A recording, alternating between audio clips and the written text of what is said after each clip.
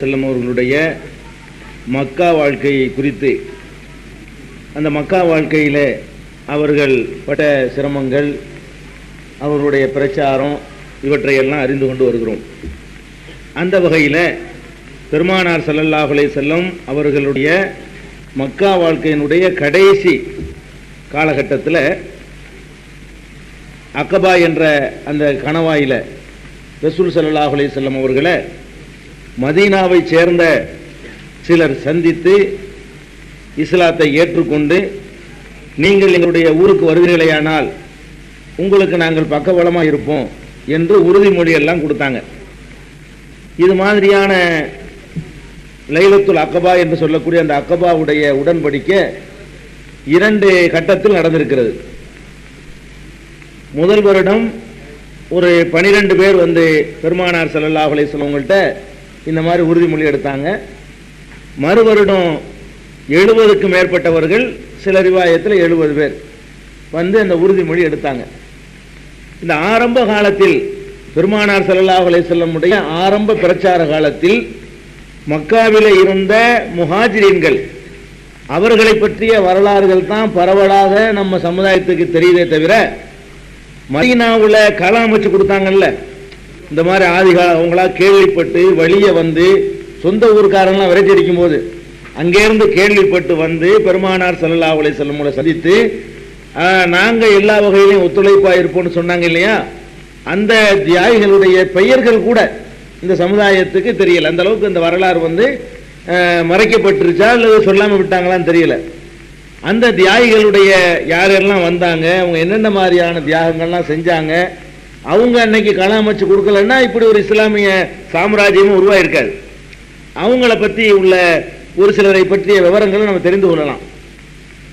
இந்த மாதிரி பெருமானார் ஸல்லல்லாஹு அலைஹி வஸல்லம் அவங்கள்ட்ட ஊரே விரட்டி அடிக்கும் பொழுது, எல்லாரும் புறக்கணிக்கும் பொழுது 12 பேர் வந்து உடன்படிக்கை எடுத்தாங்கல்ல மதீனாவிலிருந்து. அதில் முக்கியமான ஆளு அஸாத் பின் ஸராரா அப்படிங்கிற ஒரு சஹாபி. இவருடைய அபு உமாமா என்றும் இவரை சொல்லுவாங்க. அபு உமாமான்னு 2 பேர் இருக்கிறாங்க. அபு உமாமா அல் பாஹிலின்னு ஒருத்தர், இவர் வந்து அபு உமாமா அல் ஹஸ்ரஜ் கோத்திரத்துக்காரர்.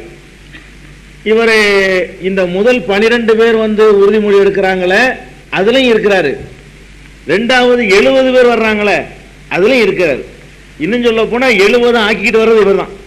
இந்த 12 பேராக போனவர் இந்த 70 பேரை அழைச்சிட்டு வர்றாரு பாருங்க, அதுலயும் வந்து அவங்களை அழைச்சிட்டு வர்றதுல இவர் முக்கியமான பங்கு வச்சிருக்காரு. 2 அக்கபாவுடைய உடன்படிக்கையிலையும் பெருமானார் ஸல்லல்லாஹு அலைஹி வஸல்லம் அவர்களை சந்தித்தவர். அதே மாதிரி அந்த அக்கபாவில வந்து சந்தித்த 12 பேர்ல சின்ன வயசுக்காரர் இவர் தான். சின்ன வயசுல குழந்தைகள், இளைஞர், மற்றவங்களாம் கொஞ்சம் பெரிய மனுஷங்க. இவர் ஒரு ஆள் தான் இளமையான ஒரு சின்ன வயசுக்காரர். இவரை பத்தி உள்ள ஒரு நிகழ்ச்சியை, இவருடைய வரலாறு தெரிஞ்சுக்கிறதா இருந்தா, காப் இப்னு மாலிக் ரலியல்லாஹு அன்ஹு பத்தி நம்ம அன்னைக்கே சொல்லியிருக்கிறோம். அவர் இந்த அக்கபாவில் அந்த உடன்படிக்கையில் உள்ளவர். தபூக்கு போருக்கு போகாம 3 பேரை பின்வாங்குவாங்க இல்லையா, அதுல ஒருத்தர். இவர் காப் இப்னு மாலிக் வந்து பிற்காலத்தில் வயசாகி போய் கண்ணெல்லாம் தெரியாம குருடராகிறாரு. அவரை வந்து அவருடைய மகன் அப்துர் ரஹ்மான்ங்கிறவர் பள்ளிவாசலுக்கு மற்றதுக்கெல்லாம் கூட்டிட்டு போயிட்டு வந்துகிட்டு இருப்பாரு. கண்ணு தெரியாதவளுக்கு துணைக்கி இருப்பார்ல. அப்ப ஒரு நாள் நாங்கள் ஜும்மாவுக்கு எங்கள் தகப்பனார் காப் இப்னு மாலிக்கை நான் அழைத்து கொண்டு சென்றேன். சென்ற உடனே அப்போ பாங்கு சத்தத்தை கேட்டார். காப் இப்னு மாலிக் வந்து பாங்கோசை கேட்டார். பாங்கு சத்தத்தை கேட்ட உடனே இஸ்தக்பர லி அஸாத் இப்னு ஸராரா, அஸாத் இப்னு ஸராரா அவர்களுக்காக வேண்டி பாவ மன்னிப்பு தேடுறாரு. அவர் அப்போ இல்லை. காப் இப்னு மாலிக் என்பவர் வயசான காலத்தில் ஆகி அவர் கண்ணு தெரியாமல் போய், இதெல்லாம் ரசூல் ஸல்லல்லாஹு அலைஹி வஸல்லம் காலத்துக்குலாம் பிந்தி நடக்குது. அப்போ ஜும்மாவுக்காக வேண்டி மகன் இழுத்துக்கிட்டு போறாரு, வாங்கன்னு கூட்டிகிட்டு போறாரு. போகும்போது பாங்கு சத்தம் கேட்குது. பாங்க கேட்டோன்னு என்ன பண்றாருன்னா, அஸாதுக்காக வேண்டி பாவ மன்னிப்பு தர்றாரு. அஸாத் அல்லாஹ் மன்னிக்கட்டும், அல்லாஹ் அவரை கிருபை செய்யட்டும் அப்படின்னு சொல்றாரு. ஏன் இவர் திடீர்னு பாங்குக்கும் அஸாதுக்கு என்னங்க இருக்கு, ஏன் இப்படி செய்யறீங்கன்னு கேட்கும் பொழுது அவர் சொல்றாரு, அஸாத் இருக்கிறாங்களே அவர் தான் மதீனாவில் முதல்ல எங்களுக்கு ஜும்மா நடத்தினவர். ரசூல் ஸல்லல்லாஹு அலைஹி வஸல்லம் வரதுக்கு முன்னாடி இந்த 12 பேர் அனுப்பிடுறாங்கல்ல, நீங்க போய் இவர் இமாமா இருந்து உங்களுக்கு ஜும்மா நடத்துவார். இவருக்கு பின்னாடி நீங்கள் எல்லாம் என்ன செய்யணும், ஜும்மா தொழுகையை நடத்தி கொள்ளணும்னு சொல்லி இந்த அசாதுங்கிறவரை தான் ரசூல் ஸல்லல்லாஹு அலைஹி வஸல்லம் நியமிச்சிருந்தாங்க. அவர் தான் எங்களுக்கு வந்து ஜும்மா நடத்தினார். ரசூல் ஸல்லல்லாஹு அலைஹி வஸல்லம் வருவதற்கு முன்னாடி வந்து அவர் எங்களுக்கு இந்த மார்க்கத்தினுடைய அமீராக தலைவராக அவர் இருந்தாருன்னு சொல்லி நன்றியோடு நினைவு கூறாரு. இப்போ ஜும்மாவுக்கு போயிட்டு இருக்கிறதுனால ஜும்மாவுடைய பாங்கு கேட்டவுடனே அவருக்கு முதல்ல தொழுது ஜும்மா ஞாபகம் வருது. ஃபர்ஸ்ட் நம்ம எப்போ ஜும்மா தொழுதோம், அதை வந்து அஸாத் இப்னு ஸராரா தான் நடத்தினாரு அப்படின்னு சொல்லி அவருக்கு எல்லா இடத்துல அவருக்காக வேண்டிய ஒரு நினைவு வந்து துவா செய்கிறாங்க. அப்போ இந்த மதீனாவுக்கு போய் ஜும்மா நடத்தக்கூடிய பொறுப்பு இவருக்கு தான் இருந்துச்சு. அங்கேருந்து வந்து ஒரு 12 பேர் இருக்கக்கூடிய நேரத்திலேயே இவர் இங்கே வந்து இஸ்லாத்தை ஏற்று அங்கே போய் பிரச்சாரம் பண்ணி அங்கே உள்ள மக்களுக்கு ஜும்மா தொழுகை நடத்தக்கூடிய அளவுக்கு ஒரு முக்கியத்துவம் கொடுக்கப்பட்டிருந்தார் ரசூல் ஸல்லல்லாஹு அலைஹி வஸல்லம் அவங்களால. அது போக இந்த சம்பவத்தை பற்றி முழுமையாக இவர் வந்தார் இல்லையா, இவர் முழுமையாக அந்த அக்கபாவில் எப்படி சந்தித்தார் என்பதை பற்றி ஜாபிர் பின் அப்துல்லா ரலியல்லாஹு அன்ஹு அவர்கள் அறிவிக்கிறாங்க. ரசூல் ஸல்லல்லாஹு அலைஹி வஸல்லம் அவர்கள் ஹஜ்ஜுடைய காலத்தில் மஜன்னா உக்காலு இது மாதிரியான சந்தைகள் இருக்குது. அந்த சந்தைகள்லாம் போய் ஹாஜிகளை விரட்டிக்கிட்டே போவாங்க. ரசூல் ஸல்லல்லாஹு அலைஹி வஸல்லம் ஹஜ்ஜுக்கு வர்றவங்கள எதுக்கு விரட்டுவாங்க, நான் சொல்ற கொஞ்சம் காது கொடுத்து கேளுங்கய்யா, நான் என்ன சொல்றேன்னு கொஞ்சம் கேளுங்க அப்படின்னு சொல்லி ஹாஜிகளுக்கு பின்னாடி ரசூல் ஸல்லல்லாஹு அலைஹி வஸல்லம் போய்கிட்டே இருப்பாங்க. போகும்போது சொல்லுவாங்க, எனக்கு யாராவது உதவி செய்கிறவங்க இருக்கிறீங்களா, என் இறைவனுடைய தூது செய்தியை நான் உங்களுக்கு எடுத்து சொல்லணும், அதுக்கு யாராச்சும் எனக்கு வாய்ப்பு தர மாட்டீங்களா, உங்கள் ஊருக்கு என்னை கூட்டிகிட்டு போக மாட்டீங்களான்னு அந்த மாதிரி சந்தையில் கூட்டத்தில் எல்லாம் கேட்டுட்டு இருப்பாங்க. மேலும் என்னுடைய கோத்திரத்தார்கள் என்னுடைய குலத்தார்கள் என்னை ஒதுக்கி வைத்து விட்டார்கள், என்னுடைய பிரச்சாரங்களை எல்லாம் முழுமையாக தடுத்து விட்டார்கள் அப்படின்னு சொல்லி ரசூல் ஸல்லல்லாஹு அலைஹி வஸல்லம் சொல்லிட்டே இருப்பாங்க. இது எந்த அளவுக்கு பிரசித்தமாயிடுச்சுன்னு சொன்னால், வேற வேற பகுதிகளில் எல்லாம் ஹஜ்ஜுக்கு போவாங்கல்ல, அவங்கள கூப்பிட்டு சொல்லி அனுப்புவாங்களாம், போறீங்க அங்கே ஒரு ஆள் வரட்டிட்டு வருவார் லூசு, அந்த அளவுக்கு பிரசித்தமாயிருச்சு. ரசூல் ஸல்லல்லாஹு அலைஹி வஸல்லம் ஒவ்வொருத்தரையா போய் விரட்டுறாங்கல்ல, இது எந்த அளவுக்கு பிரசித்தமாயிருச்சுன்னா எல்லா பகுதிகளுக்கும் இந்த மெசேஜ் போய் வெவ்வேறு பகுதிகளிலிருந்து புறப்படும் பொழுதே அவங்க குடும்பத்தார் சொல்லி அனுப்புவாங்களாம், போறீங்க அந்த ஆள்கிட்ட மாட்டுறாதீங்க, அங்கே ஒருத்தர் இருக்கார் முகமது, அந்த ஆள் வந்து இந்த மாதிரி ஆள் பிடிச்சிட்டு இருக்கிறாரு, நீங்க அவர்கிட்ட போய் மாட்டிடாது என்று சொல்ற அளவுக்கு இது அவ்வளவு பிரசித்தம். அப்ப விடவே மாட்டாங்களாம், யாரு கிடைச்சாலும் போய் சொல்லிக்கிட்டே இருப்பாங்க ரசூல் ஸல்லல்லாஹு அலைஹி வஸல்லம். இப்படி இருக்கக்கூடிய நேரத்தில் தான் எங்களை மதீனாவிலிருந்து அல்லாஹ் ரசூலிடத்தில் அனுப்பி வைக்கிறான். மதீனாவிலிருந்து எங்கள் மனசை மாற்றி எங்களை ரசூல் ஸல்லல்லாஹு அலைஹி வஸல்லம் அவர்கள்ட்ட அனுப்பி வைக்கிறான். ஒவ்வொருவராக வந்து ரசூல் ஸல்லல்லாஹு அலைஹி வஸல்லத்தை சந்தித்து ஈமான் கொள்வார்கள். ரசூல் ஸல்லல்லாஹு அலைஹி வஸல்லம் அவர்கள் குர்ஆனுடைய வசனங்களை எல்லாம் அவருக்கு ஓதி காட்டுவார்கள். அவர் இஸ்லாத்தை ஏற்றுக்கொண்டவராக ஊருக்கு திரும்புவார். ஊருக்கு போனால் அவரை வச்சு அந்த குடும்பமே இஸ்லாத்தை ஏற்றுக்கொள்ளக்கூடியதாக ஆகிவிடும்.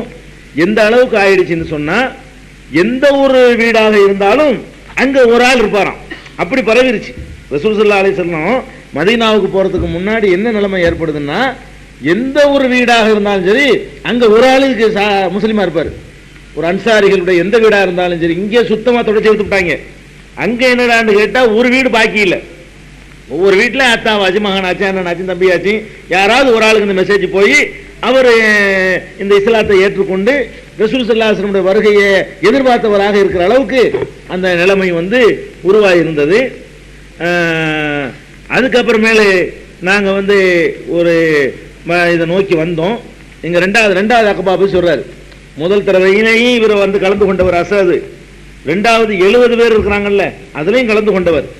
அப்போ ஜாபிர் பின் அப்துல்லா சொல்றாங்க, நம்ம எவ்வளவு நாளைக்கு இப்படி ரசூல் ஸல்லல்லாஹு அலைஹி வஸல்லத்தை வந்து இந்த நிலையில விட்டு வைக்கிறது, எந்த நிலையில் விட்டு வைக்குவோம், மத்தா நஸரு ரசூலுல்லாஹி ஸல்லல்லாஹு அலைஹி வஸல்லம் யுத்ரது ஃபீ ஜிபாலி மக்கா வ யகாஃபு, மக்காவுடைய மலைப்பகுதியின் பக்கம் விரட்டி அடிக்கப்படக்கூடிய நிலையில் எவ்வளவு நாளைக்கு நாம் ரசூல் ஸல்லல்லாஹு அலைஹி வஸல்லம் விட்டு வைப்பது அப்படின்னு பேசிக்கிறாங்க. அப்போ முதல் 12 பேர் வந்து இஸ்லாத்தை ஏற்றுட்டு போய் 70 பேர் வர்றாங்க இல்லையா, வர்றதுக்கு முன்னாடி அங்கே ஒரு மஷூரா நடக்குது. என்ன சொல்லிட்டு வர்றாங்கன்னா, இன்னும் எவ்வளவு நாளைக்கு ரசூல் ஸல்லல்லாஹு அலைஹி வஸல்லம் இந்த நிலையில் நம்ம விட்டு வைக்கிறது, விரட்டி அடிக்கிறாங்க. எப்படி விரட்டி அடிக்கிறாங்களாம், ஊருக்குள்ளே போக முடியாத நிலைமையில் இருந்திருக்காங்க ரசூல் ஸல்லல்லாஹு அலைஹி வஸல்லம். மக்காவுடைய மலை பகுதியின் பக்கம் விரட்டி அடிக்கப்படுறாங்களே ரசூல் ஸல்லல்லாஹு அலைஹி வஸல்லம், இதை எவ்வளவு நாளைக்கு நம்ம அனுமதிக்கிறது, இப்படி விட்டுக்கிட்டு இருக்க முடியுமா என்று நாங்கள் பேசிக்கொண்டோம் அப்படின்னு அந்த ரிவாயத்தில் வருது. அப்படின்னா எந்த நிலைமை இருந்துக்கு நீங்க பார்த்துக்கலாம். அபு தாலிப்லாம் இறந்த பிறகு ஹிஜ்ரத்துக்கு ரசூல் ஸல்லல்லாஹு அலைஹி வஸல்லம் முஸ்தீப் ஆகுறாங்கன்னா எந்த கட்டத்தில் ஆகுறாங்க? சொல்வதற்கு ஒரு சின்ன வாய்ப்பு இருந்தா கூட சொல்லிடுவாங்க. அவங்க மக்காவுடைய மலை இருக்குல்ல, மலையில யாரும் குடியிருக்க மாட்டாங்க. அந்த மலை பகுதியில் போய் தெருவில் படுத்துக்கணும், அவ்வளவுதான். ஊருக்குள்ள நுழைய முடியாது. ஊருக்குள்ள வராத அளவுக்கு ரசூல் ஸல்லல்லாஹு அலைஹி வஸல்லம் விரட்டி அடிக்கப்பட்டிருக்கிறாங்க. அந்த மீனா அரஃபாண்டு வெளிப்பகுதி இருக்குல்ல, அந்த மாதிரி பகுதிகளில் உள்ள இடத்துல தான் ரசூல் ஸல்லல்லாஹு அலைஹி வஸல்லம் தங்கிக்கிறணும். அவ மலையிலையும் பனியிலையும் இப்படி எவ்வளவு நாளைக்கு ரசூல் ஸல்லல்லாஹு அலைஹி வஸல்லம் வந்து நம்ம விடுறது? ரசூல் ஸல்லல்லாஹு அலைஹி வஸல்லம் விரட்டி அடிக்கப்படுறாங்க, அஞ்சு நடுங்கிக்கிட்டு இருக்கிறாங்க, இப்படி நிலையில் நம்ம விடக்கூடாது என்று நாங்கள் பேசிக்கொண்டு நாங்க ஒரு 70 நபர்கள் புறப்பட்டு ரசூல் ஸல்லல்லாஹு அலைஹி வஸல்லம் அவர்களிடத்தில் வந்து சேர்ந்தோம். அப்படி சேரும் பொழுது ரசூல் ஸல்லல்லாஹு அலைஹி வஸல்லம் அவர்களோட அப்பாஸும் இருக்கிறார். அப்பாஸ் யாரு? ரசூல் ஸல்லல்லாஹு அலைஹி வஸல்லம் உடைய பெரிய தகப்பனார். அவர் இருந்தாலும் அவர் இஸ்லாத்துக்கு இப்போலாம் வரல. அப்பாஸ் இருக்காரு. இந்த சம்பவம் நடக்கும்போது ரசூல் ஸல்லல்லாஹு அலைஹி வஸல்லம் பக்கத்தில் இருக்காரு. இருந்து அண்ணன் மகனாச்சே, தம்பி மகனாச்சே, அண்ணன் மகனாச்சேன்னு சொல்லி உறுதுணையாக வந்து நிற்கிறார் ரகசியமா. முதல் ஓடி போயிடுவாரு, சோத்தத்தை கொண்டாந்து கொடுப்பாரு, ஓடி போயிடுவாரு. இவர் எந்த அளவுக்குன்னா இவர் பத்ரு போர்ல எல்லாம் அந்த அணியில இருந்து போர் செஞ்சவர் அப்பாஸ். இவர் இந்த நேரத்தில் இஸ்லாத்துக்கு வரல, ஹிஜ்ரத்துக்கு போகும்போது இஸ்லாத்துக்கு வரல. ரசூல் ஸல்லல்லாஹு அலைஹி வஸல்லம் பத்ரு போர்ல சந்திச்சாங்க எதிரிகளை. அப்ப அபூஜஹலோட சேர்ந்தா அப்பாஸும் வர்றார் நிர்பந்தமா, ஒரு வழி இல்லாம. அந்த ஊர்ல இருந்தா கலந்து ஆகணுமே, அதுக்காக வேண்டி வர்றாரு. அப்போ இஸ்லாத்துக்கு வரவே இல்லை. அப்பாஸ் இஸ்லாத்துக்கு எப்போ வர்றாருன்னு கேட்டா மக்கா வெற்றிக்கு கொஞ்ச நாள் இருக்கும் போதுதான், அப்பதான் வர்றாரு. அதனால இந்த சம்பவத்தில் அப்பாஸ் இருக்காருன்னு முஸ்லிமா இருந்தால் நினைக்கிற கூடாது. சொந்தக்காரருங்கிற அடிப்படையில் ரசூலுல்லாஹ்வுக்கு பாதுகாப்பு கொடுக்குறாரு. அப்ப ரசூல் ஸல்லல்லாஹு அலைஹி வஸல்லம் அவர்களோட அவங்களுடைய சிறிய தகப்பனாரு அப்பாஸும் இருக்கிறாரு. இருந்தவனு இந்த 70 பேர் வர்றாங்க. வந்தவன் அப்பாஸ் சொல்றாரு, என் சகோதரர் மகனே, என்னுடைய அண்ணன் மகனே, இந்த ஆளுக்கு யாருன்னு தெரியல. 70 பேர் வந்திருக்காங்க, இந்த ஆளுக்கு யாருன்னு தெரியல, உன்னை பார்க்கணும்னு வர்ற மாதிரி தெரியுது. இவங்களை பத்தி மதீனாவுல உள்ள ஆளுக்குன்னு சொல்றாங்க. மதீனாவுல இந்த ஆட்கள் நான் பார்த்த மாதிரியும் தெரியல. இவர் மதீனாவோட தொடர்பு உள்ளவர், கொஞ்சம் கவனமா இருந்துக்க. அவன் பயப்படுறாரு, அவர் ஏதாவது வேற நோக்கத்தில் வர்றாங்களோ அப்படின்னு பயந்துக்கிட்டு சொல்றாரு. சொன்ன உடனே அவங்க வர்றாங்க. அவங்களும் இந்த 70 பேரும் வர்றாங்க. எப்படி வர்றாங்கன்னா, ஃபஜ்தமஅனா இந்தஹு மின் ரஜுலைன் ஒரு ரஜுலைனி, மொத்தமாக 70 பேர் வர முடியுமா? ஒரு ஆள் வர்றது, ஒரு 10 நிமிஷம் கழிச்சு இன்னொரு ஆள், ஒரு 2 பேர் வர்றது, அப்புறம் ஒரு ஆள் 2 ஆள், ஒரு ஆள் 2 ஆளாக வந்தோம். 70 பேர் எப்படி வந்து சேர்ந்தாங்கன்னா, மொத்தமாக வந்து அவங்க அட்டாக் பண்ணி விடுவாங்க. அவ்வளோ கடுப்பில் இருக்கிறாங்க. சும்மா இப்படி போகிற மாதிரி போய் ரசூலுல்லாஹ் வந்து அந்த மலை அடிவாரத்தில் அங்கங்கே ஒன்று சந்திக்கிறது, ஒத்தையா 2 பேராக வந்து இப்படி நாங்கள் பயந்து பயந்து சந்தித்தோம். அப்போ அப்பாஸ் வந்து எங்கள் முகத்தை உன்னிப்பாக கவனிக்கிறாரு. நோக்கத்துக்கு வந்திருக்காங்க இவங்க எல்லாம், தெரியாத முகமாக இருக்குது என்று சொல்லி அப்பாஸ் வந்து எங்களை உன்னிப்பாக கவனித்து விட்டு, இவங்களை பற்றி நான் விளங்கவே இல்லை, எனக்கு தெரியவே இல்லை இவங்க யாருன்னு, நீ தான்ப்பா பார்த்துக்கிறேன், எனக்கு தெரியாதுன்றாரு. இவங்க நம்பாதங்கிறாரு. அப்பாஸ் என்ன பண்ணுறாருன்னா, இது வந்து நான் மதீனாவோட எவ்வளோ தொடர்பு இல்லாமல் இந்த முகத்தில் ஒரு முகத்தை கூட நான் என்ன செய்யலை, பார்த்தது இல்லைன்னு சொல்கிறாரு. ஆனால் ரசூல் ஸல்லல்லாஹு அலைஹி வஸல்லம் தெரிஞ்சுக்கிறாங்க. அதில் ஏற்கனவே வந்தவங்க சில பேர் இருக்காங்களே, சென்ற வருடம் வந்தவங்க இருந்ததுனால ரசூல் ஸல்லல்லாஹு அலைஹி வஸல்லம் கரெக்டாக தெரிஞ்சுக்கிறது. என்ன அசது கூட்டிகிட்டு வந்திருக்காரு, அந்த அணியில் அவர் இருந்ததுனால ரசூல் ஸல்லல்லாஹு அலைஹி வஸல்லம் இவங்க சந்தேகப்படுற கூட்டம் இல்லைன்னு சொல்லி பேச்சுவார்த்தை நடக்குது. அப்போ இந்த 70 பேரும் சொல்கிறாங்க, 70 பேர் இஸ்லாத்தை ஏற்று தான் வர்றாங்க. இந்த 12 பேருடைய பிரச்சாரத்தினால ஏற்றுக்கொண்டவர்களாகத்தான் வர்றாங்க, உறுதிமொழி கொடுக்கத்தான் வர்றாங்க, இஸ்லாத்தை ஏற்றுக்கிறதுக்கு வரல. வந்து யா ரசூலல்லாஹ் அலாமன் உபாயுக்க, என்ன செய்வதாக நாங்கள் உங்கள்கிட்ட உறுதிமொழி தரணும், கேளுங்க, என்ன கேட்குறீங்க, சும்மா சுற்றிலாம் வளைக்க வேணாம், இப்போ நாங்கள் என்ன உங்களுக்காக செய்யணுங்கிறீங்க அது சொல்லுங்க. நேரடியாக விஷயத்துக்கு வர்றாங்க. அப்போ ரசூல் ஸல்லல்லாஹு அலைஹி வஸல்லம் சொல்கிறாங்க, துபாயூனி அல சம்இ வ தஆ, செவியேற்று கட்டுப்படணும், நான் சொல்லக்கூடிய சொல்ல கேட்டு நீ என்ன செய்யணும், எனக்கு கட்டுப்பட்டு நடக்கணும். சந்தோஷமா இருந்தாலும் கஷ்டமா இருந்தாலும் சரி, சிரம வறுமையிலையும் செல்வ செழிப்புலையும் அல்லாஹ்வுக்காக செலவழிக்கணும், நல்லதை ஏவணும், தீயதை தடுக்கணும். அல்லாஹ் விஷயம், அல்லாஹ்வை பற்றி மார்க்கத்தை சொல்றதுல எவனுக்கும் பயப்படக்கூடாது. நான் மதீனாவுக்கு வரும்போது எனக்கு நீங்க உதவி செய்யணும், உங்க பொண்டாட்டி பிள்ளைகளை காப்பாற்றுற மாதிரி என்னை காப்பாற்றணும், இப்படி பண்ணினீங்கன்னா உங்களுக்கு சொர்க்கம் இருக்குது அப்படின்னு சொல்லி இதான்ப்பா அக்ரிமெண்ட் இருக்கிறாங்க ரசூல் ஸல்லல்லாஹு அலைஹி வஸல்லம். அப்போ நாங்கள் வந்து பையத்து உறுதிமொழி கொடுப்பதற்காக ஒருத்தர் எந்திரிக்க ஆரம்பித்தோம். உடனே அஸ்ஸாத் இருக்கார்ல, ஏற்கனவே முதல் டீமில் வந்தவர், அவர் என்ன செஞ்சார், ரசூல் ஸல்லல்லாஹு அலைஹி வஸல்லம் அவர்களுடைய கையை பிடித்து கொண்டு, அவர் தான் அந்த 70 பேரில் சின்ன ஆள், பிடித்து கொண்டு பையத் செய்ய விடாமல் தடுக்கிறாரு. இவங்க கொஞ்சம் அவசரப்படாதீங்க, மதீனாவாசிகளே, மதீனா அந்த 70 பேர்த்தையும் பேசுறாரு. 70 பேர்த்தை என்ன பேசுறாருன்னா, மதீனாவாசிகளே, நம்ம அவ்வளவு தூரத்துல இருந்து சிரமப்பட்டுக்கிட்டு இந்த பணிகளையும் குளிர்களையும் பயந்துக்கிட்டு அஞ்சுக்கிட்டு இதை தேடி வந்திருக்கிறோம்னு சொன்னா, அல்லாஹ்வுடைய ரசூல் என்று தெரிந்துதான் வந்திருக்கிறோம், வேற நோக்கத்துக்கு வரல. அதாவது பையத் செய்ய முடிஞ்சு நல்லா யோசிச்சு செய்யுங்கிறாரு.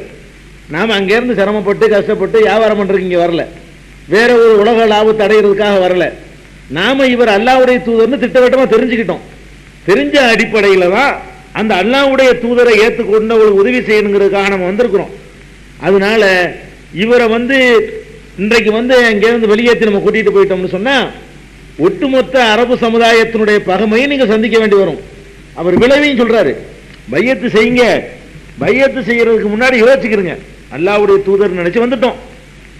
நீங்க வாட்டுக்கு இவர் இங்கேருந்து கிளப்பிட்டு போய் இங்கேயே அவர் பாட்டு அவர் பிரச்சாரத்தை பண்ணிட்டு இருக்காரு, நீங்க இங்கிருந்து கூட்டிட்டு போய் அங்க கொண்டே வச்சீங்கன்னா என்ன ஏற்படும் தெரியுமா? ஒட்டுமொத்த அரபிக்காரன் நமக்கு எதிராக திரும்புவான். எங்க ஊர்ல கிடைச்சிட்டு போயிட்டியா, நாங்க ஒதுக்கி வச்ச ஆளை நீ அடைக்கலம் கொடுக்குறியா கேட்பான். அப்ப பலவிதமான பிரச்சனைகளை சந்திக்க வேண்டி வரும். சில நேரங்களில் வாள் எடுக்க வேண்டியதும் வரும், யுத்தங்களை சந்திக்க வேண்டி வரும். சும்மா விட மாட்டாங்க. மக்காவுல இருந்து படையை திரட்டி உங்களை தாக்குறதுக்கு வருவான். நீங்க அடைக்கலம் கொடுக்கணும்னு கூட்டிட்டு போய் அதை சந்திக்க வேண்டி வரும். அந்த நேரத்தில் நீங்க பின்வாங்கி ஓடிடக்கூடாது. அதனால நல்லா நீங்க என்ன உறுதிமொழி கொடுக்குறீங்க நல்லா யோசிக்கிறீங்கிறார் அவர். மற்றதெல்லாம் வைக்க கடைசியா சொன்னாங்கல்ல, உங்க நான் மதீனாவுக்கு வரும் பொழுது உங்க பொண்டாட்டி பிள்ளைங்களை காப்பாத்துற மாதிரி என்னை காப்பாற்றணும், உன் சொந்த குடும்பத்தில் ஒரு ஆளை காப்பாத்துற மாதிரி எங்களை காப்பாத்துறதுக்கு நீங்க என்ன செய்யணும், எங்களுக்கு வர துன்பங்களை தடுக்கணும்னு கேட்டாங்கல்ல. அதுக்கு தான் இவர் அசாது அந்த மக்களுக்கு புரிய வைக்கிறாரு. நீங்க என்ன வாக்குறுதி கொடுக்குறீங்கன்னு விளங்கி கொடுக்குறீங்களா, என்ன உறுதிமொழி செய்ய போறீங்கன்னு முதல்ல உங்களுக்கு புரியுதா? நீங்க சாவுறதுக்கு உறுதிமொழி கொடுக்குறீங்க, அதான் அர்த்தம். எல்லாரும் எதிரியாவான், அடிக்க வருவான், போரை சந்திக்க வேண்டி வரும். அப்ப உங்கள சிறந்தவர்கள்லாம் கொல்லப்பட வேண்டிய நிலைமை வரும். இந்த வர்றதையும் வந்திருக்கிறீங்க, முக்கியமான ஆட்கள்லாம் கொல்லப்பட வேண்டிய நிலைமை படவிரட்டிட்டு வந்தான்னா முக்கியமான பெருமுகளை எல்லாம் இழக்க வேண்டி வரும். எல்லா அரபியலும் பகைமைக்கு உள்ளதா வரும். அதே நேரத்தில் இதற்கான கூலி எல்லா இடத்திலும் உங்களுக்கு கிடைக்கும். அதே நேரத்தில் நீங்க உண்மையிலே இதெல்லாம் விளங்கி இப்படிலாம் வருமோன்னு பயம் இருக்குமானால் இப்போ உடைச்சி சொல்லிருங்க, அல்ல அதை மன்னிச்சுக்கிறோமா. அவர் சொல்றாரு, முடியல அவ்வளவு பயங்கர விஷயமா நீங்க சொல்றது, இல்ல நாங்க மறைச்சி இஸ்லாத்தை ஏத்துக்கிறோம், நீங்க வரவும் வேணாம், நாங்க அடைக்கலம் தரவும் வேணாம், அதை எங்களுக்கு தாங்கிக் கொள்ள வலிமை இல்லை என்று நீங்கள் சொல்லிவிட்டீர்களானால் பொதுவாக இந்தல்லா அது அல்லாஹ் இடத்துல ஏற்றுக்கொள்ளக்கூடிய காரணமாக இருக்கும். அல்லாஹ் சக்திக்கு மீறி யாரையும் சிரமப்படுத்த மாட்டான்.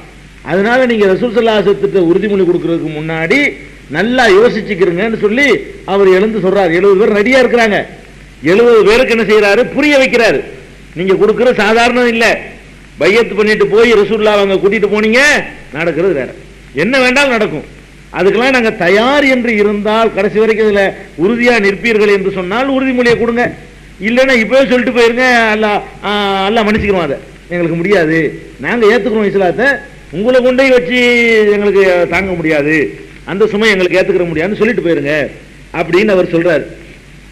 அப்புறம் அசாது அவர் சொல்லி முடிச்ச உடனே எல்லாரும் எந்திரிச்சு நின்று கொண்டு, அசாதே உன்னுடைய கையை எடு, முதல்ல கையை விடு, ரசூலுல்லாஹ் கையை விடு, எதுக்கு நீ பிடிச்சிக்கிட்டு பையத் செய்ய தடுக்கிற, நாங்க இந்த உறுதிமொழி செய்வதிலிருந்து பின்வாங்க மாட்டோம், செஞ்ச பிறகு ஒரு கட்டத்திலையும் நாங்க அதை மீறவும் மாட்டோம், தெரிஞ்சுதான் நாங்க செய்ய வந்திருக்கிறோம், ஒன்றும் தெரியாம ஒரு கூட்டுத்தனமா அந்த பைய செய்ய வரல, அதனால நாங்க கடைசி வரைக்கும் நாங்க என்ன செய்வோம், அதில் உறுதியா நிற்போம். ஆனா ரசூல் ஸல்லல்லாஹு அலைஹி வஸல்லம் எங்களுக்கு சொர்க்கம் கிடைக்கணும், ஏன்னா ஆகிரத்தை நம்பி வந்த கூட்டம் தானே, இந்த உலகத்துடைய கணக்கே எங்களுக்கு வேணாம், இப்படியெல்லாம் நாங்க செய்தால் எங்களுக்கு சொர்க்கம் கிடைக்குமா, அதை சொல்லுங்க, அது இருக்கும்னு சொன்னா இதெல்லாம் எங்களுக்கு தூசி, சொர்க்கம் கிடைக்கும் என்பதற்காக நாங்க எதையும் செய்ய நாங்க தயாரா இருக்கிறோம் அப்படின்னு சொல்லி அவங்க சொல்லிவிட்டார்கள் என்று முஸ்னத் அஹ்மதுல இடம்பெற்றிருக்கக்கூடிய ஒரு ஹதீஸ். இதுல இந்த அசாத்துடைய அந்த துணியை தெரிஞ்சுக்கலாம். இந்த 12 பேர்ல ஒரு ஆளு இஸ்லாத்தினுடைய தூண்களில் ஒருவர்னு சொல்லலாம். இஸ்லாத்தினுடைய தூண்களாக மதிக்கப்பட வேண்டிய அபூபக்கர், உமர் மாதிரி நம்ம மதிக்கிறோம் இல்லையா, அது மாதிரி மதிக்கப்பட வேண்டியவர்கள்ல இந்த அசாத் இப்னு ஸராராவும் ஒரு பெரிய ஒரு சிறந்த ஒரு சஹாபி. இவர் தான் அடித்தளம் போடுறாரு, 70 பேரை கூட்டிட்டு வர்றாரு, என்ன அளவுக்குன்னா விவரத்தை தெரிஞ்சு சாவுறதுக்கு தயார் என்று அந்த மாதிரி துணிந்து வந்திருக்கிறார் அவர். இந்த மாதிரியான ஒரு ஆளாக்கும் அசாத் இப்னு ஸராரா அதுல என்ன ஒரு வருத்தமான விஷயம் என்னன்னு கேட்டா, ரசூல் ஸல்லல்லாஹு அலைஹி வஸல்லம் ஹிஜ்ரத் செஞ்சு போறாங்க, போய் மஸ்ஜித் நபவி கட்டுறாங்க இல்லையா, போனோன்னு பள்ளிவாசம் ஒன்று கட்டியிருக்கிறாங்க. அந்த கட்டுமான பணி நடக்கும் பொழுதே இவர் இறந்துடுறாரு. கடைசி காலம் வரைக்கும் இவர் இருக்கல. எல்லாம் ஹிஜ்ரத் பண்ணாங்க, தியாகங்கள்லாம் பண்ணாங்க, இந்த உலகத்துல இல்லாத அனுபவிக்க வச்சான். எத்தனையோ பேர் வந்து தங்களுடைய அந்த கஷ்டத்துக்கெல்லாம் அந்த உலகத்திலே ஒரு பரிசெல்லாம் கொடுத்தான். அது கூட ஒரு ஹதீஸ்ல வரும்.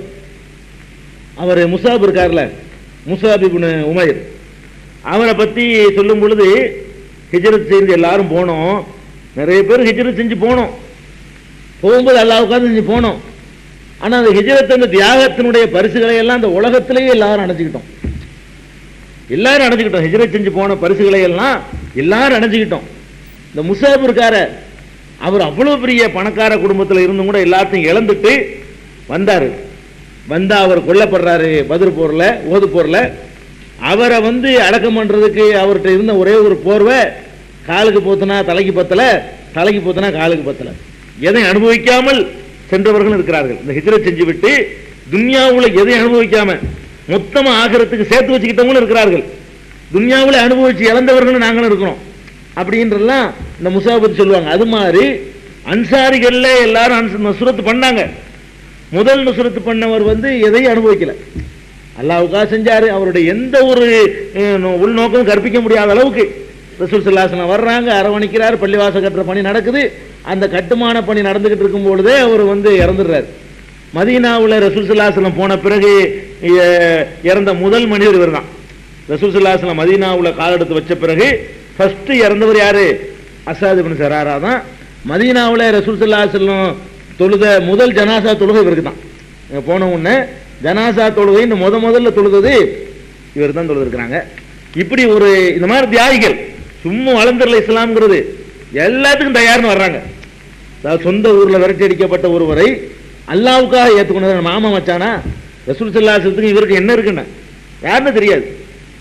அந்த ஊர் வேற, இந்த ஊர் வேற, இவங்களுக்கு எந்த உறவும் கிடையாது, எந்த நட்பும் கிடையாது. எதுக்காக வர்றாங்க? அல்லாஹ்வுடைய தூதர், அல்லாஹ்வுடைய மார்க்கம் இது, இதை ஏத்துக்கிறதுக்கு என்ன வேலை வேண்டாலும் கொடுக்கலாம்னு சொல்லி அப்படியெல்லாம் முன் வந்ததுனால தான் இந்த மார்க்கம் இன்னைக்கு உலகளாவிய அளவுல வியாபித்து நிற்குது. அப்படிப்பட்ட தியாகி அஸாத் இப்னு ஸராராங்கிறவர். அதே மாதிரி உஸைத் இப்னுல் ஹுலைர் அப்படின்னு ஒருத்தர், அவரும் அந்த 12 பேர்ல ஒரு ஆள். ஃபர்ஸ்ட்ல வந்தாங்கல்ல, இந்த ஃபர்ஸ்ட் வந்ததுல அஸாத் இப்னு ஸராரா மாதிரி உஸைத் இப்னுல் ஹுலைர் என்று இவர் ஒரு சஹாபி. இவருக்கு அபு யஹ்யான்னு சொல்லுவாங்க, அபு அத்தீக்னு சொல்லுவாங்க. இவருடைய தகப்பனார் அந்த அவுஸ் கோத்திரம். மதீனாவுல 2 கோத்திரம் இருக்கு, ஒன்னு அவுஸ், இன்னொன்னு ஹஸ்ரஜ். இந்த அவுஸும் ஹஸ்ரஜ் அன்சாரிகள் பின்னாடி சொல்லப்பட்டாங்க. மதீனாவுல பல கோத்திரங்கள் இருந்தாலும் அவுஸுங்கிறவங்களும் ஹஸ்ரஜ்ங்கிற கோத்திரத்தார் தான் இஸ்லாத்தை ஏற்றுக்கொண்டு உதவி செஞ்சவர்கள், அடுத்தவங்களுக்கு உதவி செஞ்சவங்க, வந்த மக்களை வந்து அரவணைச்சுக்கிட்டவங்க. அதனால அந்த 2 கோத்திரத்தார் இருந்தா நம்ம அன்சாரிங்க, நம்ம அன்சார்னா அந்த 2 கோத்திரம். வேற கோத்திரத்துக்காரங்க எல்லாம் ஏத்துக்கல. பனு குரைலா, பனு நுலைர் எல்லாம் அவர்கள் எல்லாம் 1-2 பேர் ஏத்திருப்பாங்க.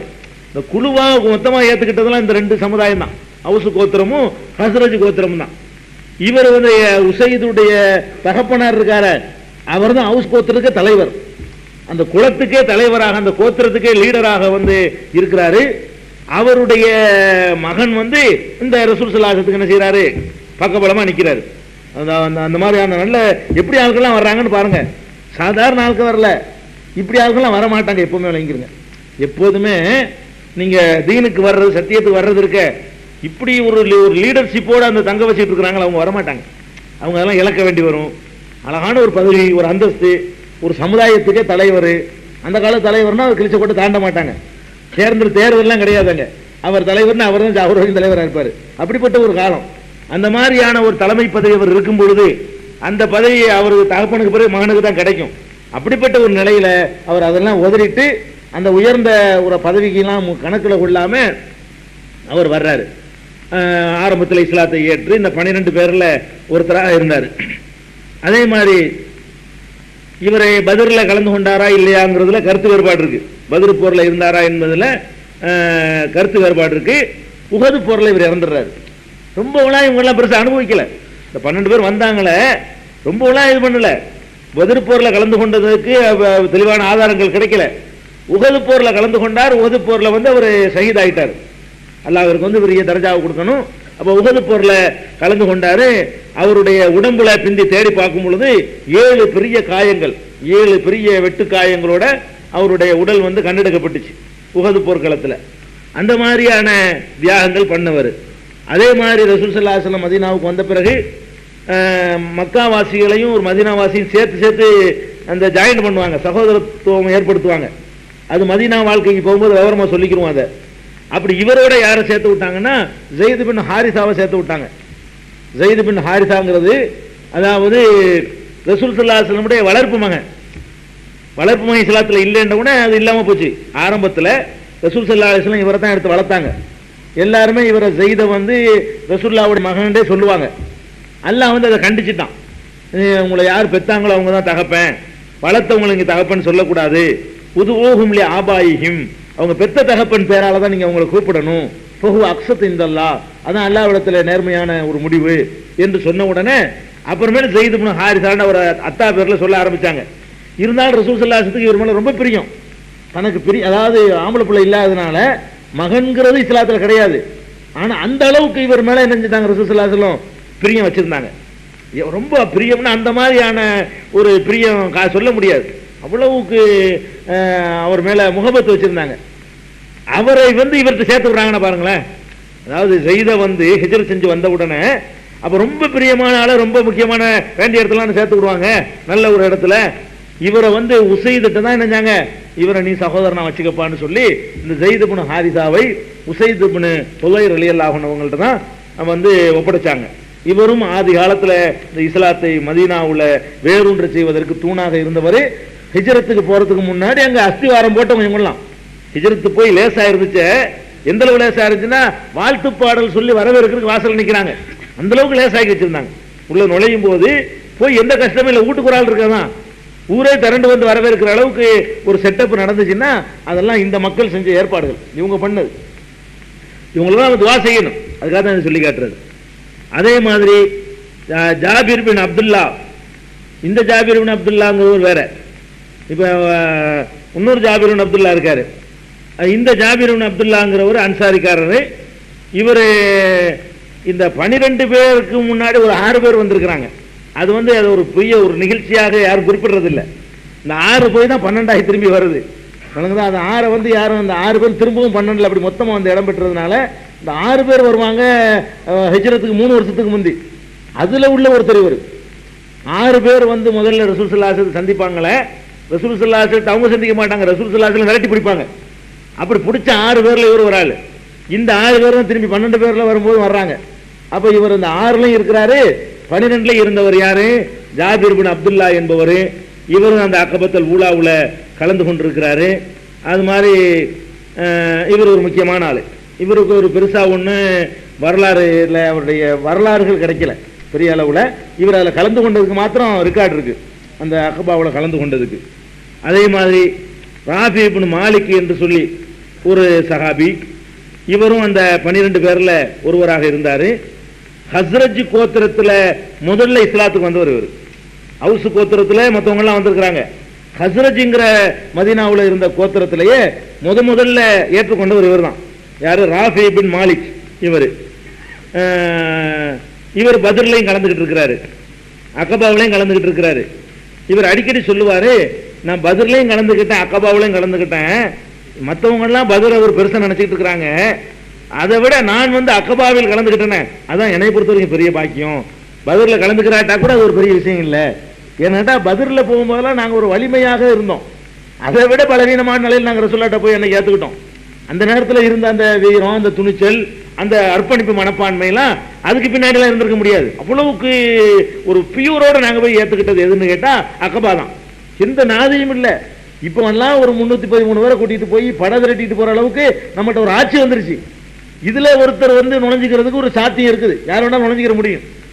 அதுல வந்து யாரும் நுழைய மாட்டாங்க, சாவுறதுக்கு போற மாதிரி. அது அன்னைக்கு அந்த 12 பேர்ல ஒரு ஆளாக நாங்க போய் நுழையிறோமே, அப்ப இப்படிலாம் 313 பேர் உண்டாக்க முடியும் நினைச்சு பார்த்தோமா? இந்த 12ஓட போனாலும் போயிடலாம், 12ஓட அழிச்சாலும் அழிச்சிடலாம், போனோட தலையை தனியா திரும்பி போட்டாலும் போயிடலாம்.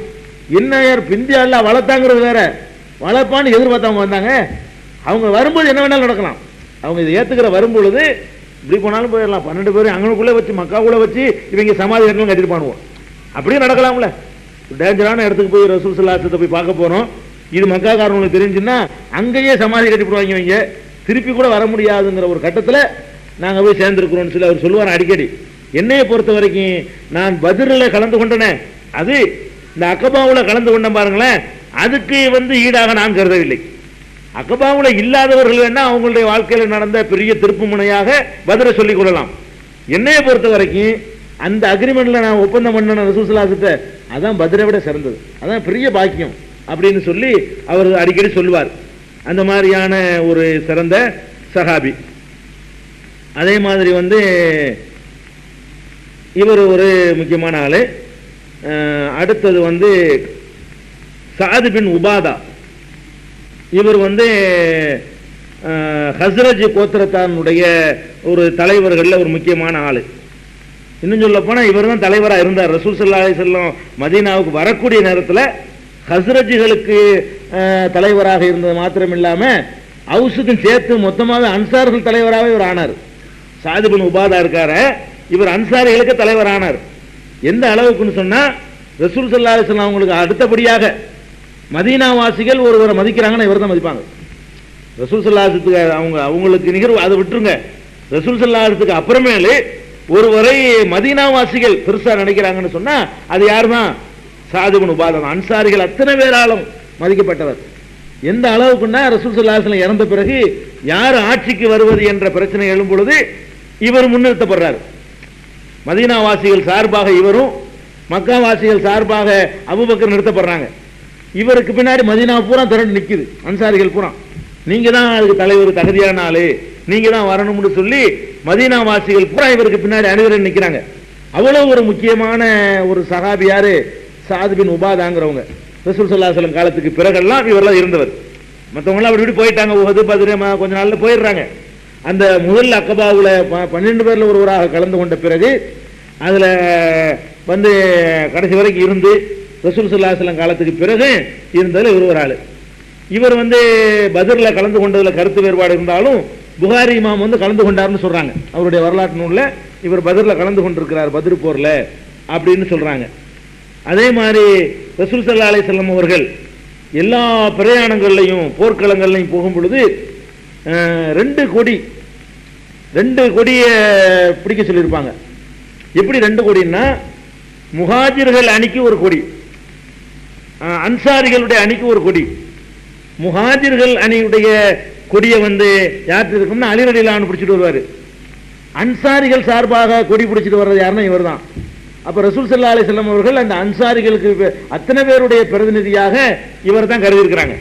அன்சாரிகள் எந்த ஒரு சபையில போனாலும் 2 கொடியோட 2 கூட்டத்தாருக்கு 2 கொடி. அந்த கொடி பிடிக்கிற பொறுப்பு அலி ரலியல்லாஹு அன்ஹுட்ட முஹாஜிர்னா மக்காவாசிகள், மக்காவிலிருந்து வந்தவங்க சார்பாக அலி ரலியல்லாஹு அன்ஹு பிடிப்பாங்க.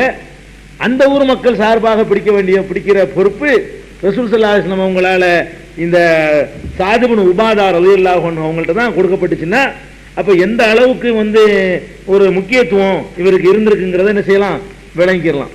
அதே மாதிரி ரசூல் ஸல்லல்லாஹு அலைஹி வஸல்லம் இருக்கிற சபையில அவர் ஒரு நாள் வர்றார்.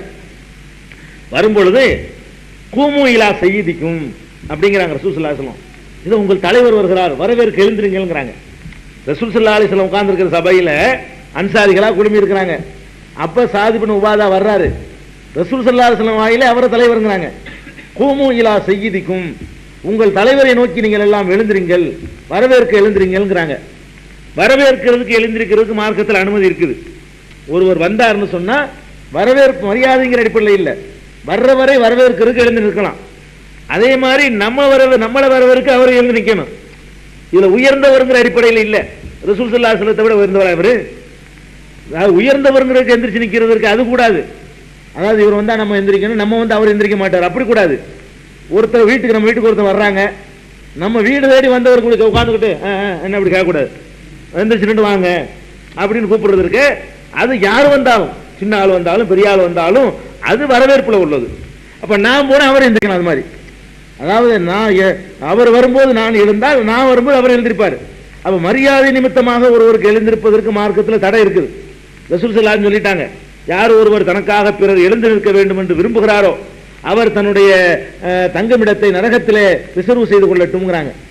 அது தனக்காக ஒருத்தர் எந்திரிச்சு நிற்கணும்னு ஒருத்தர் ஆசைப்பட்டார்னா அவர் நரகத்தில் தனக்கு இடத்தை வாலி வருதா போங்க, தனக்காக நரகத்தில் ரிசர்வ் பண்ணிக்கிறட்டும்ங்கிறாங்க ரசூல் ஸல்லல்லாஹு அலைஹி வஸல்லம். யாருக்கும் எழுந்திருக்க கூடாது. ஒரு தலைவர் வர்றாரு, ஒரு ஷேக் வர்றாரு, வாத்தியார் வர்றாரு, ஒரு மதகுரு வர்றாரு, ஆலிம் வர்றாரு, எந்திரிக்க கூடாது. என்ன செய்யலாம்? வர்றாருன்னு வரவேற்க எழுந்திருக்கலாம். அது எல்லாருக்கும் எழுந்திருக்கணும். வர்றவங்க எல்லாம் வரவேற்கிறதுக்கு எந்திரிக்கணும். அது வரவேற்பு தவிர பாத்திமா நாயகி வந்தாங்கன்னா ரசூல் ஸல்லல்லாஹு அலைஹி வஸல்லம் எழுந்து கூப்பிட்டு வருவாங்க. மக வந்தவன் அப்படி சந்தோஷம் எந்திரிச்சு ஆமா சோமா இருக்கான்னு கூப்பிடுவாங்களாம். இது மரியாதைக்க வேண்டியா? மகளுக்கு மரியாதை செய்யறதுக்காக வேண்டிய தகப்ப எந்திரிப்பாங்க. இப்படி எந்திரிக்கிறதுக்கு அனுமதி இருக்கு மார்க்கத்தில். அதுக்காக வேண்டி வீடு வேண்டி வரும்பொழுது கால் மேல கால் போட்டு உட்கார்ந்துட்டு இருக்க கூடாது. அது எந்திரிக்க கூடாது, தடை இருக்குன்னு இப்படி தப்ப விளங்கிக்கிற கூடாது. அப்ப இவர் வரும்பொழுது ரசூல் ஸல்லல்லாஹு அலைஹி வஸல்லம் சொல்றாங்கன்னா, கூமு அன்சாரிகளை எழுந்திருங்கள், இலா செய்யிதிக்கும், உங்கள் தலைவரை நோக்கி எழுந்திருங்கள். தலைவருக்காக இல்ல, இலாங்கிறாங்க. இலா செய்யிதிக்கும், உங்கள் தலைவரை நோக்கி என்ன செய்யுங்க, எழுந்திருங்கன்னு சொல்றாங்களே. அந்த அளவுக்கு செய்யுது என்று அந்த ரசூல் ஸல்லல்லாஹு அலைஹி வஸல்லம் வாயினாலேயே சொல்லப்பட்டவர் யாரு? சாது பின் உபாத். இவரெல்லாம் அடித்தளம் அமைச்சவர். அந்த ஹஸ்ரஜ் கோத்திரத்தை எல்லாம் அப்படி முழுசா கைக்குள்ள எடுத்து அந்த அவ்வளவு பேர் அன்சாரிகளா மாத்தினது இவருக்கு பங்கு இருக்கு. அந்த கோத்திரம் முழுசும் அப்படியே முழுசா அன்சாரிகள் ஆயிட்டாங்களே. அதுக்கெல்லாம் யார் காரணம்? இவர் எல்லாம் கருவியா பயன்படுத்திக்கிட்டான். அல்லாஹ் நாடியவர்களுக்கு நேர்வழி காட்டினாலும் அதுக்கு கருவியாக அல்லாஹ் இவர் நினைஞ்சிருக்கிறான், யூஸ் பண்ணியிருக்கிறான். அந்த மாதிரியான சிறந்த ஒரு சஹாபி. அதே நேரத்தில்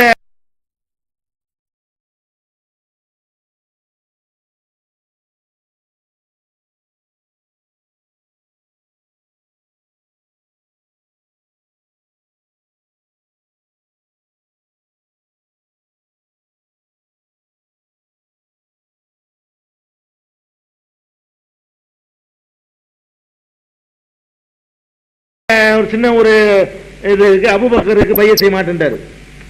அது ஒரு அவருடைய வாழ்க்கையில் உள்ள ஒரு ஒரு பிரச்சனை என்னன்னா, அபூபக்கர் கலீஃபான்னு சொல்லி முடிவெடுக்கும் பொழுது இவர் அபூபக்கர் நான் ஏத்துக்க மாட்டேன் அப்படின்னு சொல்லி ஆரம்பத்தில் நினைஞ்சிட்டாரு, பின்வாங்கிட்டாரு.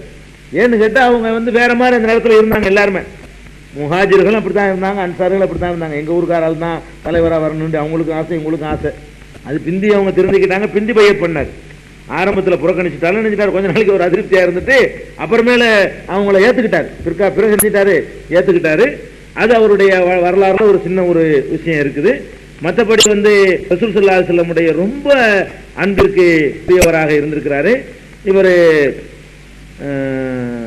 ஷாம் சிரியாவில் போய் இங்கிருந்து அபூபக்கருடைய ஆட்சி வந்த பிறகு சிரியா நாட்டுக்கு போயிட்டாரு. அங்க போய் நினைஞ்சாரு, ஹிஜ்ரி 15ஆம் ஆண்டு வஃபாத் ஆயிடுறாரு. ஹிஜ்ரி 15 அல்லது 16 ரெண்டு ரிவாயத் இருக்குது, அது மாதிரி இருக்குது.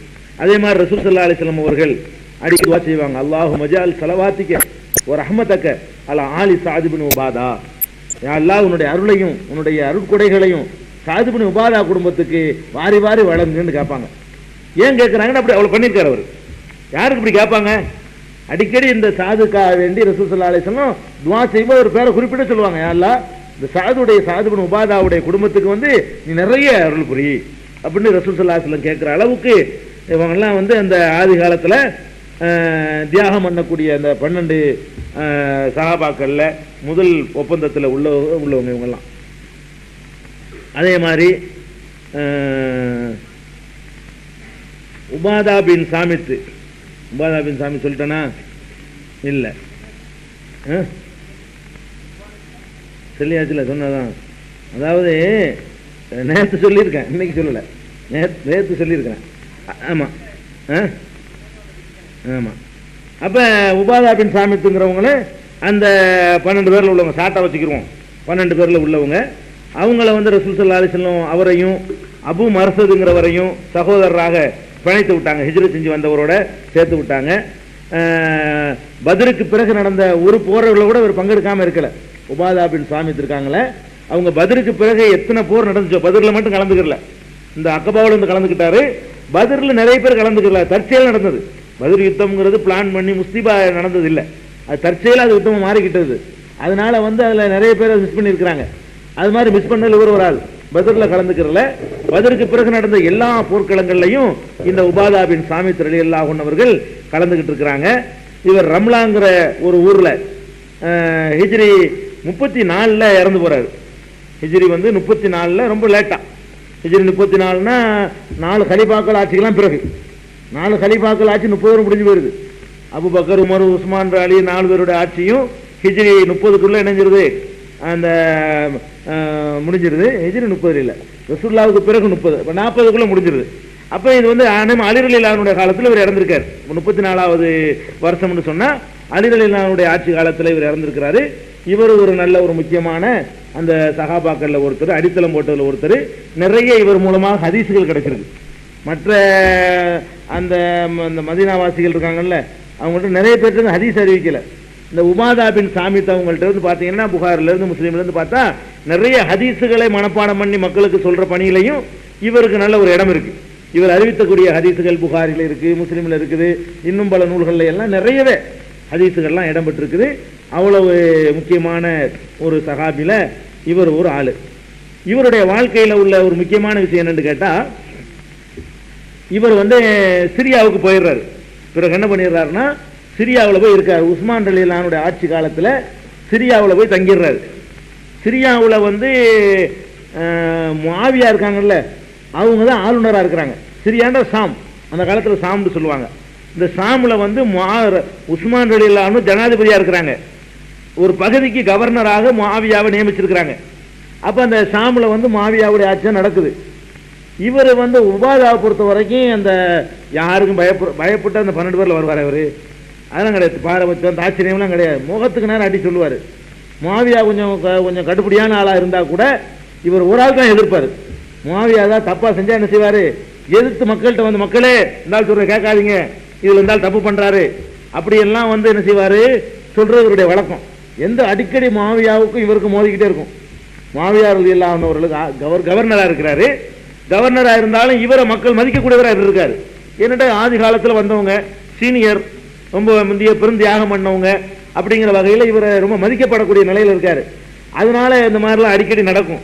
சில விஷயத்தில் முஆவியாவே ஜகா வாங்கிடுவார். மக்கள் எல்லாம் கூட்டி வச்சுக்கிட்டு, இந்த விஷயத்தில் நான் தப்பாக சொல்லிவிட்டேன், உபாதா வந்து என்னெல்லாம் விட முக்கியமான ஆள், ரசூலை பற்றி நல்லா தெரிந்தவர், அவர் சொல்றதுதான் சரி, நான் வாபஸ் வாங்கிக்கிறேன்னு சிலதுலாம் முஆவியா அப்படி செஞ்சிருக்கிறாரு. அந்த மாதிரி ஒரு மதிக்க தகுந்தவராக இருக்கிறாரு. ஒரு கட்டத்தில் வந்து அந்த என்ன விஷயம்ங்கிறது ஹதீஸ்ல கிடைக்கல, ஒரு விஷயத்தில் 2 பேருக்கு மோதி கொள்கிறது. முஆவியா ரலியல்லாஹு அன்ஹுக்கும் உபாதா பின் சாமித்துக்கும் மோதிக்கிறது. மோதிக்கிட்ட உடனே அப்ப அபூ ஹுரைரா வந்து காம்ப்ரமைஸ்க்கு வர்றாரு. அபூ ஹுரைராவும் அங்கே தான் இருக்காரு. அபூ ஹுரைரா ரலியல்லாஹு அன்ஹு அவர்களும் அந்த சாமில் தான் இருக்கிறாங்க.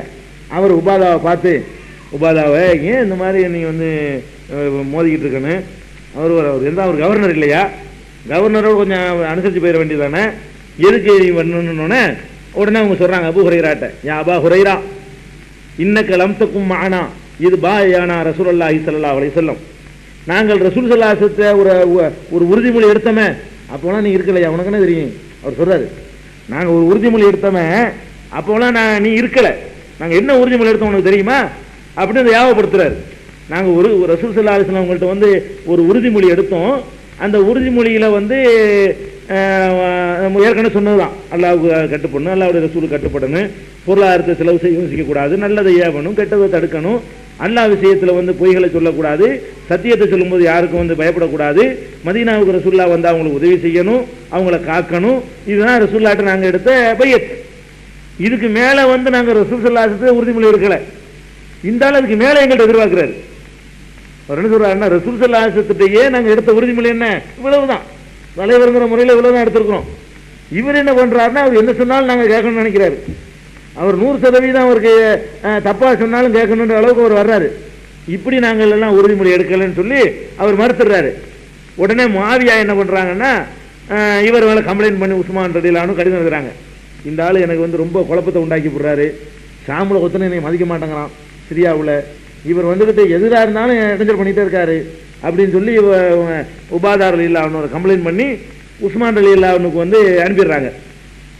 அனுப்பின உடனே உஸ்மான் ரலியல்லாஹு அன்ஹு என்ன பண்றாங்கன்னா, அவர் சொல்றாரு, ஒன்று அவர்கிட்ட பொறுப்பை பிடிச்சிருங்க, அவர் வந்து பார்க்கட்டும், என்னைய விட்டுருங்க, இல்லைன்னா அவரை வந்து நீங்க கூட்டுக்குங்க, நீங்க மதீனாவில் கூட்டிக்கணும் வச்சுக்கிறீங்க, உங்க கண்ட்ரோல்ல, இங்கே தயவு செய்து அவரை வைக்க வேணாம் அப்படின்ற உடனே உஸ்மான் ரலியல்லாஹு வந்து நினைச்சிட்டாங்க, அவருக்கு திருப்பி அனுப்புங்க, மதீனாவுக்கு அனுப்பிடு அப்படின்ட்டாங்க. மதீனாவுக்கு வந்த உடனே நேர இவர் வந்து உஸ்மான் ரலியல்லாஹுடைய அவர் உபாதா பின் சாமித் ரலியல்லாஹுவங்க போகிறாங்க. போனால் அது சொல்கிறாரு, போகும்போது அங்கே போனால் அந்த சாபிக்கீன்கள் இருக்கிறாங்களே, சாபிக்கீன்னா ஆதிலேயே வந்தவர்கள், இஸ்லாத்துக்கு வந்தவங்க இருக்காங்களே, அவங்களோட உத்தரவு கூட காணோம். எல்லாம் நேற்று வந்த முந்தா நாள் வந்தாலும் சுற்றிக்கிட்டு நிற்கிது. உஸ்மான் ரலியல்லாஹு வந்து ஒழுங்காக நிர்வாகம் பண்ணலைங்கிறாரு. என்ன சொல்ல வர்றாருன்னா, ஆதிலேயே உசுரை கொடுத்து அதை கொடுத்து இதை கொடுத்து ஒருத்தர் பக்கத்தில் வச்சிருக்காருன்னு ஒருத்தரையும் காணோம். அந்த மாதிரி ஆளில் ஒரு ஆள் தான் உஸ்மானோட இருந்தாங்க, ஒரே ஒருத்தர் தான் இருந்தார். பாக்கி எல்லாம் வந்து யாருமே தெரியாத ஆளுக்கெல்லாம் அவங்களுக்கு ஆலோசனை ஆகிட்டாங்க. இந்த நிலையில் அவர் உள்ள நுழைகிறார். ஒருத்தரை கூட காண முடியல, பழைய ஆட்களை யாரையுமே காணாம், எல்லாத்தையும் விட்டுவிட்டு எல்லாம் யாருமே தெரியாத ஆட்களைலாம் மந்திரி ஆலோசகர் பிய இப்படி எல்லாம் நியமிச்சு வச்சிருக்காருன்னு சொல்லி இவர் கடுப்பு. நேரம் உள்ள போறாரு. போன உடனே உஸ்மான் ரலியல்லாஹு வந்து என்ன செய்யறாங்க, பயப்படவே இல்லை. நேரம் மன்னர்லாம் தலைவர்லாம் பார்க்கல. போன உடனே மாலனா உலக்க உபாதா என்ன என்ன உனக்கு நமக்கு ஏன் இப்படி மோதிக்கிட்டே இருக்கிற அப்படின்னு சொல்லி நேரடியாக விசாரிக்கிறாரு. உடனே உபாதா ரலியல்லாஹு என்ன செய்றாங்க, என்னடா இவர் எடுத்த உடனே குற்றஞ்சுமுத்துற மாதிரி என்ன நினைச்சிட்டு கேட்க மாட்டேங்கிறாரு, ஏன் இப்படி வந்துட்டு இருக்குன்னு இவர் மாவியா சொன்ன மாதிரியே இவரும் சொல்றாரு. உடனே வேகமா வெளியே வர்றாரு, மக்களை எல்லாம் கூப்பிடுறாரு. மக்களே உடனே மக்கள்கிட்ட வர்றாரு, மக்களே சமயத்து ரசூலுல்லாஹி ஸல்லல்லாஹு அலைஹி வஸல்லம் அபுல் காசிம் முஹம்மதன் ஸல்லல்லாஹு அலைஹி வஸல்லம், அபுல் காசிம் என்ற முஹம்மது ஸல்லல்லாஹு அலைஹி வஸல்லம் சொல்ல நான் கேட்டிருக்கிறேன். இன்னஹு சயலி உமூரக்கும் பாதி ரிஜாலுன், எனக்கு பிறகு சில பேர் உங்களுடைய இந்த அதிகாரத்துக்கு வருவார்கள், உங்களை அதிகாரம் என்ற பொறுப்புக்கு வருவார்கள். அவர்கள் யாரிபூனக்கும் மா துன்கிரூன், நீங்க தப்புன்னு நல்லா தெரிந்த விஷயத்தெல்லாம் நல்லதுன்னு அவர்கள் நினைப்பார்கள். ஓ யுன்கிரூன் அலைக்கும் மா தாரிபூன், நீங்க நல்லதுன்னு நினைக்கிறது எல்லாம் தப்புமாங்க, நீங்க தப்புன்னு நினைச்சதெல்லாம் நல்லதுன்னு நினைப்பாங்க. இந்த மாதிரியான ஆட்கள் ஒரு கட்டத்தில் ஆட்சிக்கு வருவார்கள். அப்படி வந்தால் ஃபலா தஆத லிமன் அஸல்லாஹ தபாரக வ தஆலா, அல்லாஹ்வுக்கு மாறு செய்தவருக்கு எந்த கட்டுப்பாடும் கிடையாது, கட்டுப்பட வேண்டிய அவசியம் கிடையாது என்று ரசூல் ஸல்லல்லாஹு அலைஹி வஸல்லம் சொல்ல நான் கேட்டிருக்கிறேன் அப்படின்னு மக்கள்கிட்ட சொல்றாரு. இவர் சரியில்லை ஆளு, இவர் வந்து நல்லதெல்லாம் கெட்டதுங்கிறாரு, கெட்டவனெல்லாம் நல்லவங்கிறாரு, ஒழுங்கா இவருக்கு இடம் போட தெரியலன்னு உஸ்மான் ரலியல்லாஹுக்கு எதிராகவே பகிரங்கமா கருத்து சொல்றாரு. அல்லாஹ்வை தவிர யாருக்கும் பயப்படாதவங்க. அதாவது உஸ்மான் ரலியல்லாஹு வந்து ஒரு ஆட்சி தலைவர், அவருடைய ஆட்சி சாம்ராஜ்யம் சாமு சிரியா வரைக்கும் எங்கேயோ போயிருக்குது. அவ்வளவு பெரிய ஆட்சி தலைவராக இருந்தாலும் அந்த சத்தியத்தை சொல்றதுல யாருக்கும் பயப்படக்கூடாதுங்கிறதுக்கு அது அந்த ரத்தத்தில் ஊர்னது. அதனாலதான் வர முடிச்சு இவருக்கு. இவர் மாதிரி ஆட்கள்லாம் இந்த 12 பேர்ல ஒருத்தரா எதுக்கு வர முடிச்சுன்னு சொன்னா அந்த ஊறி போனது. அப்படியே அவனுக்கு அதெல்லாம் கூடாது, பயங்கிறது இருக்கக்கூடாது, கடுகளவு கூட பயம் கிடையாது. அந்த மாதிரி உஸ்மான் ரலியல்லாஹு கடுமையாக விமர்சிச்சதுல இவர் ஒரு ஆள். அது மாதிரி உஸ்மான் ரலியல்லாஹு நிறைய பேர் விமர்சிச்சிருக்காங்க. உஸ்மான் ரலியல்லாஹு ஒரு பலவீனமே அதானே, அவங்கள்ட்ட ஒரு பெரிய பலவீனம் என்னன்னு கேட்டா உறவினர்களை மாத்திரம் முக்கியத்துவம் கொடுத்து சொந்தக்காரங்களையா அப்படி பொறுப்புல மாவியா அந்த மாதிரி ஆட்களையா எல்லாம் சொந்தக்காரங்க. அதுலதான் இந்த இஸ்லாமிய வரலாறு செஞ்சு போனது. ஒரு அப்பாவி மாதிரி வெகுளித்தனமான ஒரு ஆளு நம்ப முடியாம நம்பாத ஆள்லாம் நம்பி ஏமாந்துருவாங்க. அதை வந்து இவர் வந்து விமர்சனம் பண்றாரு, அந்த காலத்துல விமர்சனம் பண்ணியிருக்கிறாங்க. அப்ப இந்த மாதிரி உபாதா பின் சாமித் அவர்களும் ரொம்ப இஸ்லாமிய வரலாற்றுல, மதீனாவுடைய வரலாற்றுல, ஹிஜ்ரத்துடைய வரலாற்றுல பொன்னெழுத்துக்களால் பொறிக்கப்படணுங்கிறோம்ல, அப்படிப்பட்டவர்ல இவர் ஒரு ஆள் உபாதான்னு சொல்லி. அவரெல்லாம் உபாதான்னு எத்தனை பேர் வைக்கிறாங்க சொல்லுங்க பார்ப்போம். உபாதா அசதுன்னு வைக்கிறாங்க, வேற ஏதோ ஒரு அசது நினைச்சுக்கிட்டு வைக்கிறாங்க. அசது மதனின்னு ஒருத்தர் இருந்தாருன்னா அசதுன்னு வைப்பாங்க. சரி, உபாதான்னு யாராவது வைக்கிறாங்களா? அதை பத்திலாம் யாருமே என்ன செய்யறதில்ல, நினைச்சு கூட பாக்குறது இல்லை. அது மாதிரி தியாகிகளை பத்திலாம்.